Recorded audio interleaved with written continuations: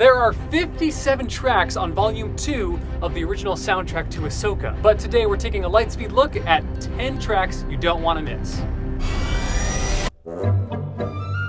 Number 10, That's a Rock. Perhaps the most playful track in the entire show.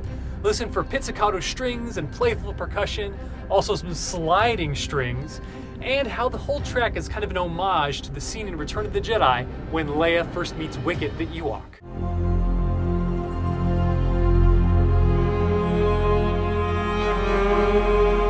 Number 9, Floating, a beautiful track that really gives us the feeling of floating. There's an opening drum groove in the beginning, and then listen for the beautiful synth and ascending voices throughout the piece. Finally, near the end, there's a sorrowful string instrument. Do you know what instrument this really is? If so, let me know in the comments or give me your best guess.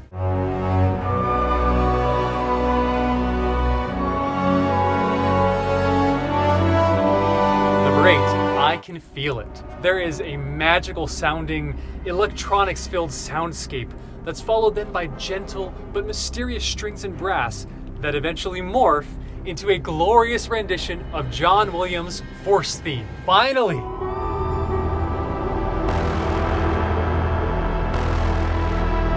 Number 7, From the Mist. This is a great soundscape. Turn up the volume on your headphones for this one. There's heavy use of synth, similar to the score for Blade Runner, and with these awesome synth bass drops.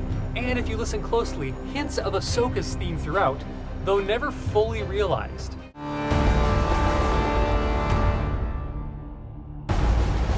Number 6, Grand Admiral Thrawn. There's almost deafening blasts from a distorted organ, militaristic drums, and an unsettling hum of electronics throughout nearly the entire track.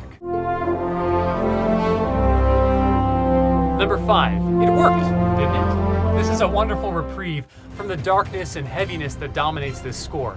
There's Copeland-like orchestrations in the introduction that give us a sense of hope and security. Then there's sparse but beautiful melodies traded between solo woodwinds and brass. And then finally, the return of Ezra Bridger's theme. 4,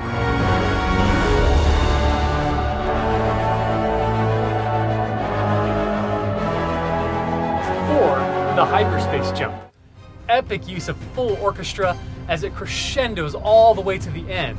Heroic treatments of Ahsoka's theme that's carried by a full chorus of voices, much in the same way that Ahsoka and Hu Yang are carried off into hyperspace by the Purrgil.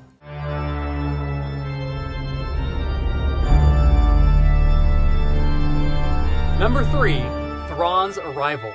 As far as I can tell, this looks like an alternate cue for Thrawn's introduction, as I don't think it was actually played in the series. Listen for how the organ plays a variation of Thrawn's motif in the beginning, and then the strings display his beautifully haunting theme later on. Finally, the strings then take over the organ motif even further.